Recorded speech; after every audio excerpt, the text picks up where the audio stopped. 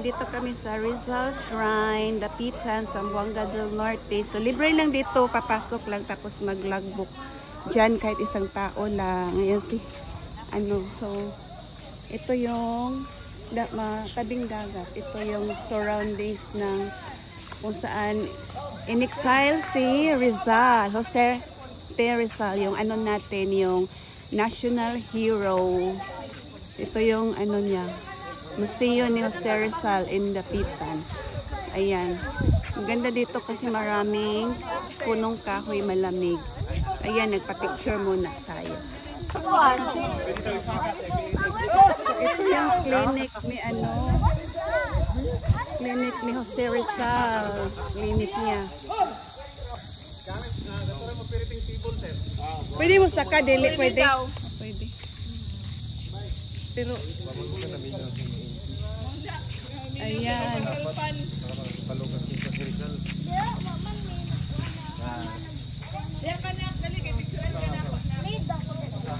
Casa Redonda. Bahay ng nabilog. Basaha kay. Yeah, you good. Check.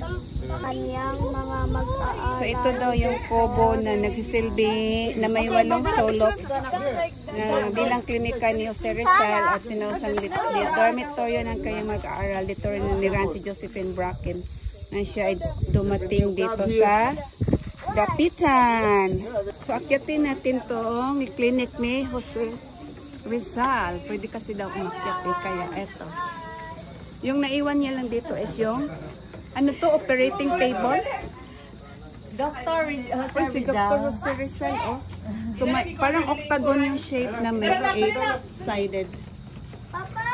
Ito yung mga dito. Ayan.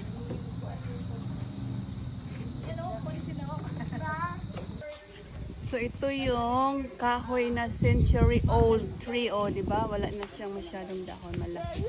So pagdating ni Rizal, andito na to. 200 years old. Background na yung balay sa yung cellphone, be. So ito ang Main house.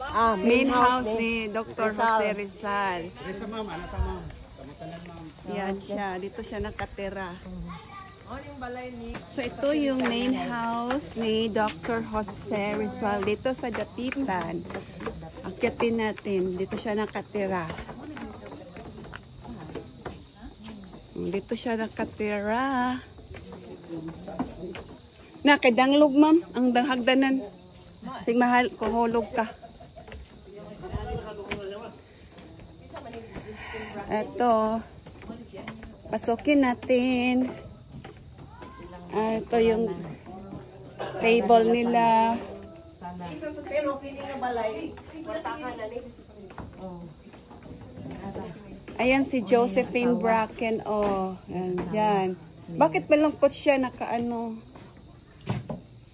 Diyan sila dito sila nakatira. Wait. Again. Tapos ito yung kwarto nila. Ay, ayun si Rizal, oh, naka-picture. Yan ang kwarto nila. Oh, ganda ng bed nila, oh. Ganda ng bed nila. Tapos, yung balkonahin nila. At oy, ito yung CR, oh. O, ano to? Sink. Yung sink nila. O, yung CR pa, bridge effect pa siya. Buksan natin lahat. Bakit? Uy, tingnan mo yung CR nila. Sobrang antique. O, ayan, ito na. Libot na natin. Tama na yan. Ito yung balkonahin niya. Si Ray.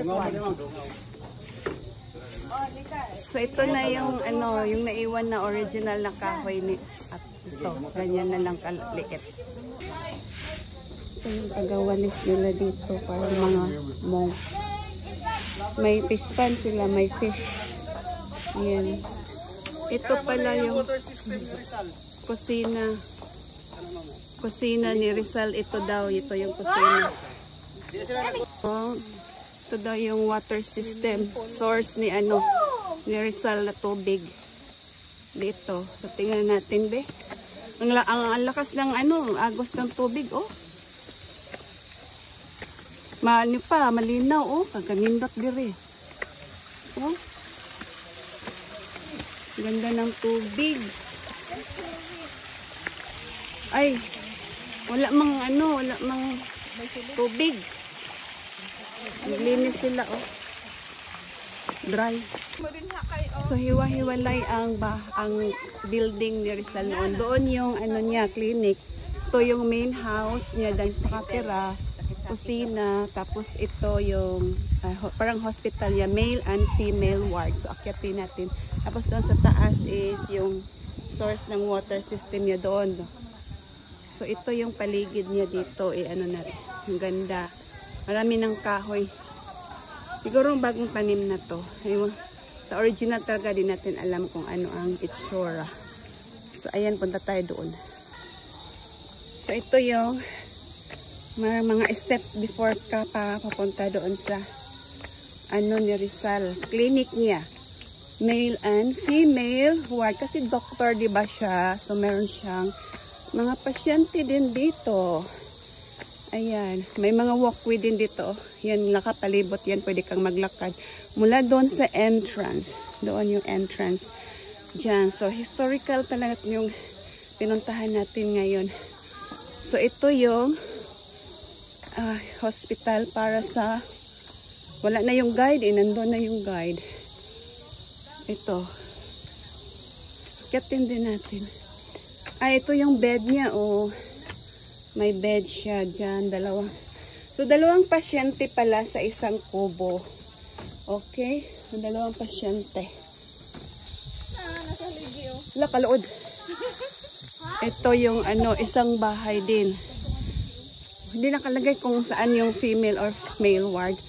So, pareho lang din yung sa isang unang building. Nagdadalawa yung, ano, dito niya nilalagay yung mga may sakit sa malalayong, galing sa malalayong lugar. Ang lidim na, no? Ayan.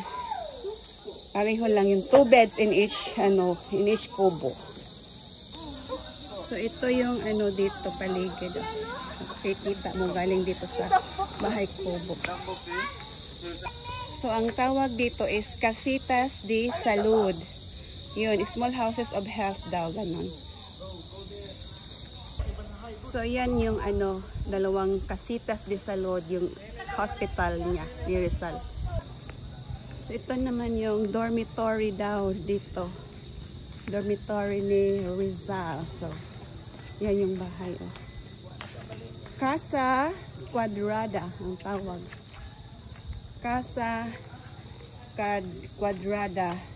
Itinayo ni Rizal ang kubong ito upang maging dormitoryo ng mga mag-aaral niya. Ginagamit nilang paggawaan ng espasyo sa ilalim ng kubo. Then sila nag-ano ng mga paggawaan. Ayan, akyat tayo na naman. Pari-pareho lang yung ano nila. Ayan. Oh, ilang beds to, ganun, oh. Ang ano itsura, mga beds, ayan. Mga made of bamboos. Ayan. So, daming beds. Ayan pala ang itsura ng kanilang dormitory. May bintana. Mahangin dito, 3 bintana pala. Oh, ayan. Yan lang. So, dark. So, ito yung papunta tayo ngayon sa bato kung saan nagde-date si Jose Rizal at si Josephine Bracken. Bye-bye. Oh, yan. Oh, may Josephine Bracken dito. Bato ng bato ng mga ritero pala. Dito sinimulan isulat ni Rizal ang pinakamahaba niyang tula sa dapitan, ang Meritero, na tungkol sa kanyang karanasan bilang ekselo. Okay, ganyan pala. So, akyat na naman tayo kung anong dito pala siya nagsulat ng kanyang libro na Meritero. Ang ganda ng view niya, ha? Dagat. Wow, ganda ng view. Ganda, nakakasulat talaga siya dito kasi ganda ng view niya, oh, dagat. Nakakaisip talaga siya. Okay. May pa dyan, may mga parang fish pond or lake. Ayan. So, ito na yung last na nila. Ito yung amphitheater. Dito, amphitheater. Nada ko na si Rizal. Ayan, may stage sila dyan dito. Oh. May center stage sila. So, ayan. Ha? So, ito pala yung Dapitan Bay. Oh. Ayan, Dapitan Bay. Grabe ang init dito ngayon sa sa Dapitan, Zamboanga del Norte. Ayan. Oh, ayan ang Dapitan Bay. Doon.